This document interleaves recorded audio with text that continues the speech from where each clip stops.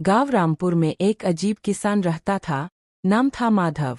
उसके खेत में न गेहूं उगता था न चावल, बल्कि लोग कहते थे कि वहाँ यादें उगती है। शुरू में सब इसे मजाक समझते थे, लेकिन सच कुछ और ही था। एक दिन गांव की एक बूढ़ी अम्मा माधव के पास आई। उसकी आंखों में आंसू थे। बेटा, मुझे अपने पति की यादें फिर से जीनी है।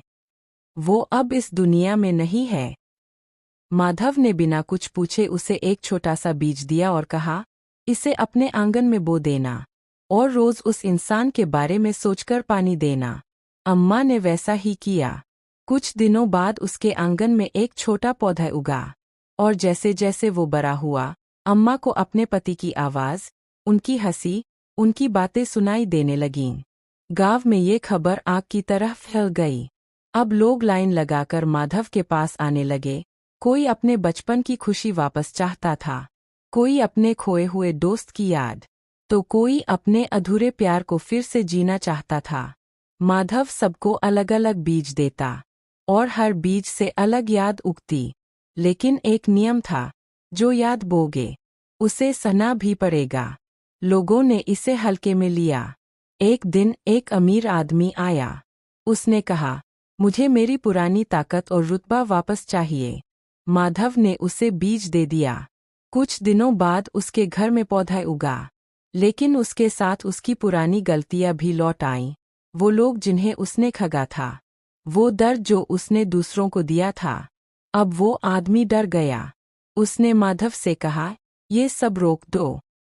माधव शांत बोला, यादें सिर्फ खुशियां नहीं होती, वो सच्चाई भी होती है। धीरे धीरे लोग समझने लगे कि ये बीज खेल नहीं है। फिर एक दिन गांव का एक छोटा लड़का आया। उसने पूछा, क्या आप नई याद भी उगा सकते हो, जो कभी हुई ही नहीं? माधव पहली बार चुप हो गया। उसने लड़के को एक अलग बीज दिया। ये सबसे खास है, इससे वो उगेगा जो तुम बनना चाहते हो। लड़के ने उसे बोया, और इस बार कुछ अलग हुआ। उस पौधे से कोई पुरानी याद नहीं आई, बल्कि उसने लड़के को मेहनत करने की ताकत दी, सपने दिखाए और आगे बढ़ने की हिम्मत दी। माधव मुस्कुराया। गांव वालों को तब समझ आया, असली जादू पुरानी यादों में नहीं, बल्कि नई यादें बनाने में है। और असली ट्विस्ट, माधव कोई जादूगर नहीं था। वो बस लोगों को उनकी ही सोच का आईना दिखाता था।